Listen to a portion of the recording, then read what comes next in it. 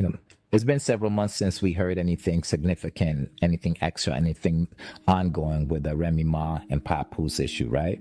Now, I hope for Remy Ma's case, she gave up. You know what I mean? Like, and I want everybody to understand this important lesson, right? Now, Remy Ma went to jail, you know, 6 years. Papoose held her down. I'm talking about held the girl down. For a whole year straight, he would visit her every single day. And these words are coming from Remy Ma herself. It's not coming from Papoose, so you know these are factual, right? Every single day, to the point where she was like, yo, Pat, don't come every single day. Okay, so this is factual. So he's coming every single day. It's only after a year of doing that, you know, he even moved closer to the prison so he could visit her. You know what I mean? Now, after a year, he still kept on visiting at least, you know, 2 to 3 times a week, right? But at the end of the day, I want everybody to understand that do not take people for granted. That's one thing in this world. People take good people for granted. They don't take jerks for granted because they're jerks, but they take amazing people for granted. And what happens is it's human nature. It's human nature to get accustomed to something and you forget how amazing this something is. Yes, it's definitely human nature to do that, but there's an extreme of that. You know what I mean? The extreme of that ventures into narcissism to the point where you actually believe you deserve this special treatment. You know what I mean? Ain't nobody else was checking for Remy Ma in prison. You know what I mean? Like, no, she wasn't getting no record deals. Fat Joe, he didn't even visit her, he said. You know what I mean? He did not visit her, but Papoose was there every single day. And Remy Ma looked at him, and her narcissistic, disgusting mind said to herself, I deserve this. He should be doing this. To the point where, yo, leave. Don't come visit me, knowing he's not gonna do that, right? And I'm not even gonna put it on Remy Ma herself, because there had to be a willing participant, and Papoose was a willing participant. You know what I mean? He allowed himself to lower himself to the point of disrespect, and he was so like, I guess I'll say infatuation. He was so infatuated with Remy Ma for I don't know what reason, but he was so infatuated with Remy Ma that he allowed himself to be treated like a piece of scum, and he didn't even realize that. You know what I mean? And I say this once again with the utmost respect for Papoose, because most men are not built like that. You know what I mean? Most men, hey, if that happened, girl goes to jail, then move on to the next. They'll probably move on to the next when she's not in jail. But Papoose stayed loyal throughout those 6 years. Remy Ma came out, and when she comes out, instead of repaying the favor, she starts looking at him as if he's lesser than her. You know what I mean? Because she comes out, Pat kept her name on the street. Papoose kept Remy Ma's name on the street. You know what I mean? To the point that when she came back, she was still buzzing. You know what I mean? He was able to get different artists and all that kind of stuff. It was still buzzing. And this is when I realized that Remy Ma was setting up Papoose, that she was using Papoose. When Remy Ma came out, and she was, one of the hardest names to drop music at that time, right? It's obvious Fat Joe's gonna work with her because, Fat Joe's a businessman or opportunist, whatever you want to call it. But Fat Joe's a businessman. And, hey, he invested in Remy Ma before she went to jail. So he's getting his money back. She has a buzz. She could rap. Fat Joe knows how to make hits. So they're going to put that collaboration together. But this is one thing that I realized that maybe a lot of people never realized. Papoose is a dope MC, a dope rapper. He said he wrote a ton of Remy Ma stuff, right? And I believe it. I definitely believe it, because the stuff Remy Ma was talking about and the cadence and the way she was rapping, she was not rapping like that, before she went to jail or before she met Papoose. That wasn't the case. Remy Ma was, she was dope, she was nice, but she was not as articulate, and she was not punching and all these double and triple entendres that Papoose is known for, extremely known for. But anyways, she drops an album. Papoose's name is nowhere near that. Like, Papoose gave up his rap career. And at one point, Papoose was the hottest dude on the street. He was the hottest rapper on the block. You know, in New York, Papoose was the hottest. He was dope. But Remy Ma, with the buzz that she had, and taking in consideration, Papoose was probably writing half of that stuff, you know, allegedly. He was nowhere near on the album. Why wouldn't you record a song with your husband? The reason why is because she did not want to help him get to the point of stardom. Because what happens is that this is how a narcissist thinks. If I help him get to the point of stardom, other people are going to notice how good he is. And if other people notice how good he is, he's going to realize that she's a piece.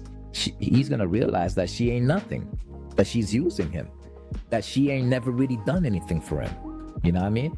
So that's the thing about Remy Ma that a lot of people don't realize. And honestly, like, I think it's a combination of bipolar mixed with narcissism. And that's like one of the worst mixes on the planet right there. You know what I mean? Because first of all, you're never gonna admit anything. You're always selfish. You're always thinking about yourself. You're always just self-gratifying and self-glorifying yourself. And then on top of that, you know, the bipolar part about it is like there's extreme highs and extreme lows. And if you're a narcissist, the extreme highs is that you think you're the greatest thing on the planet. Ain't nobody could talk to you. The extreme low is like you go vigilante on anybody that surrounds you.